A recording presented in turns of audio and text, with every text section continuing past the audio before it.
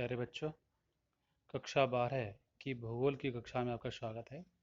आज हम लेते हैं लेक्चर नंबर 11। दूसरे अध्याय में विश्व जनसंख्या के वितरण के अंतर्गत जनसंख्या वितरण को प्रभावित करने वाले कारकों में जो आर्थिक कारक होते हैं उसके बारे में आपको बताया जाएगा।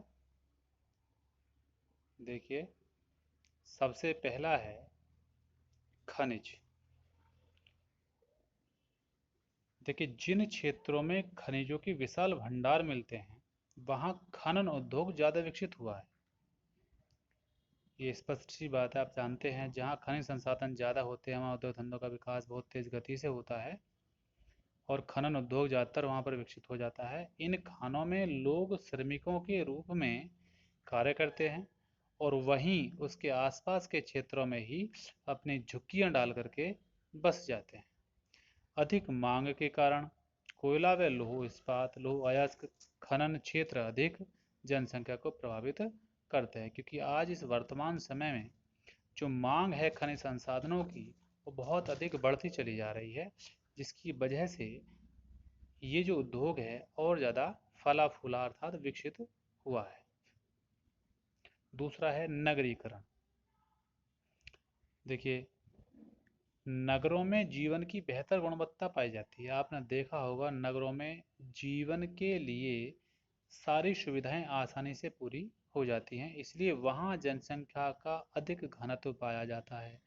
नगरों में रोजगार आसानी से मिल जाता है, चिकित्सा जल्दी प्राप्त हो जाती है, शिक्षा, परिवहन में मनोरंजन की आदि जो सुविधाएं हैं वो पर्याप्त मात्रा में उपलब्ध हो जाती हैं। नगर ज्ञान, विज्ञान, कला, संस्कृति और विशेषीकृत शिक्षा के जो केंद्र नगर ही माने गए हैं। वैसे तो माना जाता है कि नगरों में उत्तम नगरीय सुविधाएं उपलब्ध होती हैं, लेकिन इसके बावजूद नगरीय जीवन के निम्न कष्टदायक पक्षों का मानव को सामना करना पड़ सकता है। तो क्या क्या परेशानियों का सामना करना पड़ सकता है, देखें जरा। सबसे पहले है सड़क मार्गों पर भीड़ भाड़ एवं ट्रैफिक जाम की समस्या। आपने देखा होगा नगरों में या बड़े बड़े शहरों में जब हम जाते हैं तो सड़कों पर बहुत अधिक भीड़ भाड़ मिलती है, ट्रैफिक की समस्या से हमें जूझना पड़ता है। अगर कहीं आप जल्दी में जा रहे हैं तो वहाँ आसानी से आप नहीं आ और जा सकते हैं। दूसरा, वायु प्रदूषण, ध्वनि प्रदूषण और जल प्रदूषण की बहुत गंभीर समस्या होती है। वायु प्रदूषण और ध्वनि प्रदूषण तो बहुतायत मात्रा में पाया जाता है,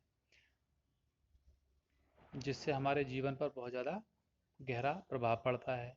एक रहन सहन व शिक्षा पर होने वाला अधिक व्यय।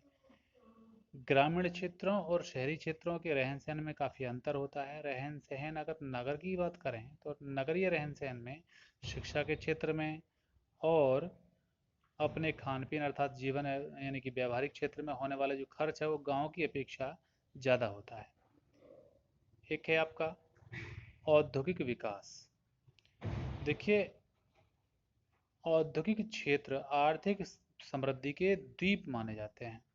ये न केवल विभिन्न प्रकार के हैं बल्कि रोजगार भी प्रदान करते हैं और व्यक्ति को अपनी निपुणता, कुशलता व ज्ञान के सदुपयोग का अवसर भी प्रदान करते हैं। जब नगरों में, शहरों में जब हम जाएंगे तो अनेकों प्रकार के उद्योग धंधे लगे हुए होते हैं। वहाँ अपनी कुशलता का, अपनी निपुणता का जब हम वहाँ प्रयोग करेंगे तो उससे हमें अपने अंदर ज्ञान की जो सीमा होती है, जो क्षमता होती है, इसका पता चल जाता है।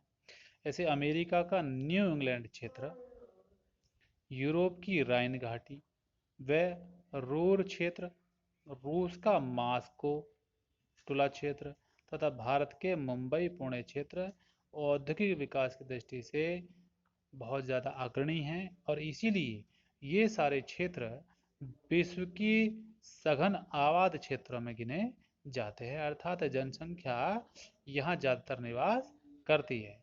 तो इसलिए ये तीनों यानी खनिज, नगरीकरण और औद्योगिक विकास तीनों एक ऐसे बिंदु हैं बालको जो जनसंख्या के वितरण को प्रभावित करने में अपना महत्वपूर्ण योगदान देते हैं, अर्थात सभी ऐसे बिंदु हैं जिनसे जनसंख्या वितरण अधिक पाया जाता है। आगे जो तीसरा है उसके बारे में कल आपको बताया जाएगा।